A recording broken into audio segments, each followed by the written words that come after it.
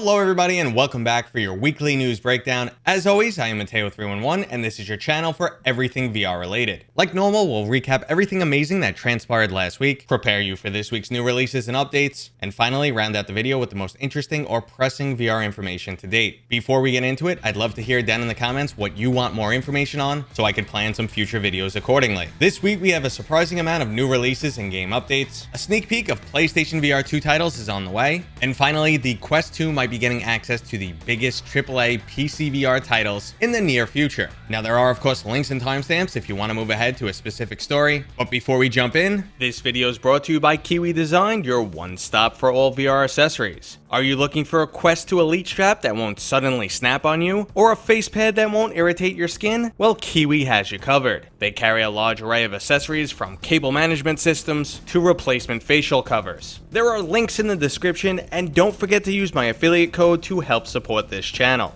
Okay, so before we get into this week's release schedule, a little bit of bad news if you were a fan of the roguelite Outlier. Due to an overall lack of interest, Joyway is canceling this title after only 2 months in early access. Personally, I thought the title had some unique elements going for it, but was pretty rough around the edges. It gave me some Returnal vibes, which was definitely a good thing, but ultimately developers Joyway decided to pull the plug as they underestimated the amount of development needed and overestimated the demand for this title. In a little bit of good news, they will be refocusing this staff to help with development on their other titles, Stride and Against. For months now, I've been saying Joyway needs to stop starting new projects and actually finishing some of their titles that are in early access. Hopefully they've learned their lesson, and both Stride and Against will just get better and better over time. Now, first up on this week's release schedule is The Last Taxi. Take on the role of the last human taxi driver in a dystopian society on the verge of collapse. This narrative-driven adventure title has you conversing with a diverse group of passengers. You'll be forced to make moral decisions as you find out more about the world around you. Now, if driving a taxi isn't your style, why not get locked in an escape room with a bunch of teddy bears? Lockdown VR Circus of the Dead will have you and up to 5 of your friends trapped in a creepy abandoned dressing room, struggling to find your way out. You'll get to explore, solve puzzles, riddles, and uncover some secrets. You can set a 60-minute time limit to up the challenge, or utilize the hint system if you get stuck. Circus of the Dead features a unique combination of eerie environments with child-level cartoony elements, somehow making it oddly creepier. Now, I'm not a big escape room fan, but I wouldn't mind jumping into this title with some of my friends. Now, if you have no friends, you can always clone yourself in the puzzle title The Last Clockwinder. You'll be able to teach your clones a short series of actions and then link them all together into one giant Rube Goldberg machine to help solve some intricate puzzles. So if you enjoyed titles like Gadgeteer or Gravity Lab, but wanted something with more of a fantasy element, The Last Clockwinder might be right up your alley. But if you like your VR titles to be a bit more realistic, we have first-person tennis, the Real Tennis Simulator, featuring an arcade and simulation mode, online multiplayer, 3 methods of locomotion for those who suffer from motion sickness, 7 different true-to-life courts, 13 tournaments, a global leaderboard, and fully customizable characters. So basically, it's got everything you would want in a tennis title. The App Lab reviews have been quite positive, so I have pretty high expectations for this title. Speaking of high expectations, Drums Rock is coming to PC, and there is some unlockable Mateo311 art inside the game. In this drum-bashing journey through hell, you'll be battling color-coordinated demons. So rather than aiming to be a simulator, this title lets you take on the role of rock hero. I personally love the overall aesthetics, the fact that they encourage mechanics like flipping your sticks to help increase your score modifier, and the overall variety in music and unlockables. So if you're looking for a new rhythm title, I recommend this one, but if you're not sure, there will be a free demo available. Now finally on this week's release schedule, we have Cave VR. Explore an ancient ruins filled with magical puzzles, while not knowing if you're traveling deeper into the labyrinth or making your way towards an exit. I don't really know what to expect from this title. It could be a sleeper hit where the developers just don't know how to promote their title, or it's something that shouldn't see the light of day. I'm gonna do my best to try this one out and see what it's all about.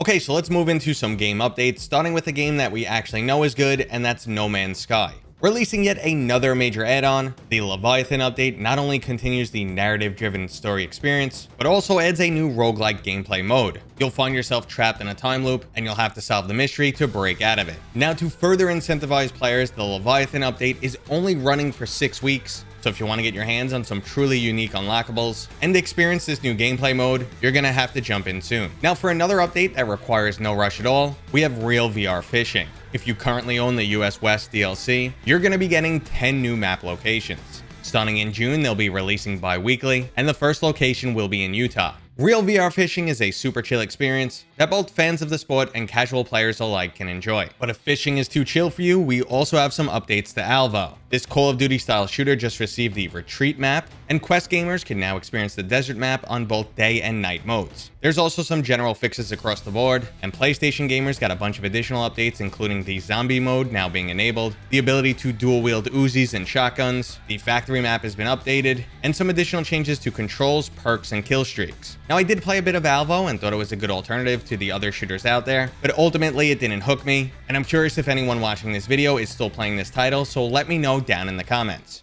Okay, so let's move into some much bigger stories, starting with the possibility of Apple finally announcing their XR headset as early as next week. Recently, a trademark for Reality OS has been discovered, and this is the supposed operating system for Apple's wearable devices. This could indicate that the official announcement is imminent, and with Apple's upcoming keynote just around the corner, taking place on June 6th, we might be less than a week away from officially hearing about this headset. A quick refresher if you're not up to date on the rumors, but it's supposedly a super high-end device that will not be mass-produced to the degree of the Quest 2 or even the PlayStation VR 2. It would feature an extremely powerful M1 chip, 8K micro OLED displays, eye tracking, and an array of additional cameras. Now, I don't want to harp on the specs too much because nothing here is confirmed, but everything does point to extremely high-end with a price tag to match of something around $3,000.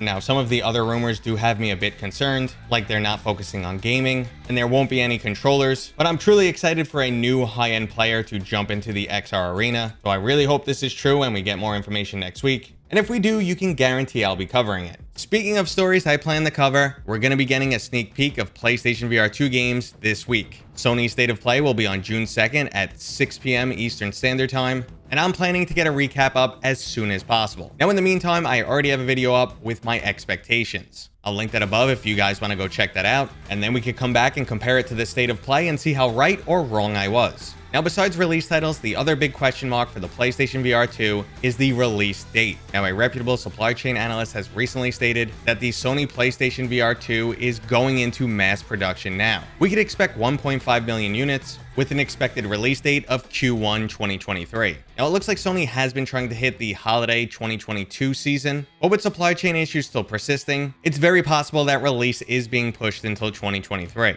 At least we know there'll be a pretty massive launch lineup with over 20 titles, and I just can't wait to get my hands on this hardware. But this brings us back to the constant debate, do we need new hardware or do we need new software? The major appeal for the Quest 2 is the fact that it is a $300 standalone device. But with it comes a secondary cost, and that's overall performance. Gamers are ready for much more robust experiences that the Quest struggles to deliver. So what's the potential solution to get titles like Half-Life Alyx and Asgard's Wrath onto your Quest 2? Well, it might be cloud gaming. Now, this is currently already possible, and there's already 2 separate services that can deliver PCVR titles to your Quest 2 from the cloud. Unfortunately, though, they are third-party applications, meaning they will need to be side-loaded because Meta doesn't allow cloud-based applications on their store. Now, in a reversal similar to Virtual Desktop, an application for local game streaming that they did not allow on their storefront until they made their own version. After the release of Airlink, Meta's official local streaming application, they reversed their policy for Virtual Desktop. I'm glad they did because Virtual Desktop is absolutely amazing, and it would have been quite hypocritical of them. The excuse that they did not allow it because some users would have a poor experience no longer held any weight. Now, it looks like Meta might be taking the Airlink technology one step further and enabling full cloud-based gaming. In a supposed leak, Redditor Technical Throwaway posted a screenshot that shows the ability to enable the feature Avalanche Alpha. Avalanche is the supposed cloud-based gaming service, and a reference to Avalanche was also found in the Quest version 24 firmware update, which means it might have been in development for quite some time.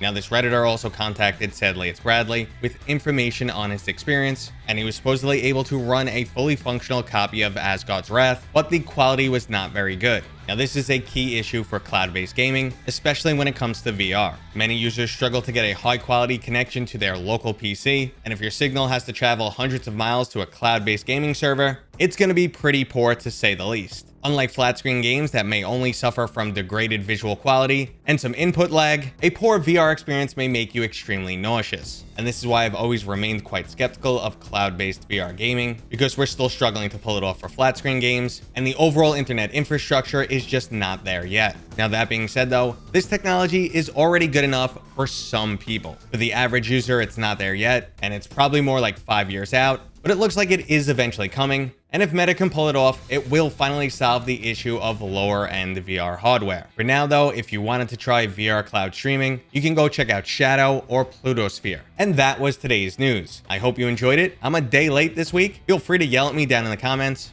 But if you enjoyed this video, go ahead and give it a thumbs up. And if you're new here, please consider subscribing.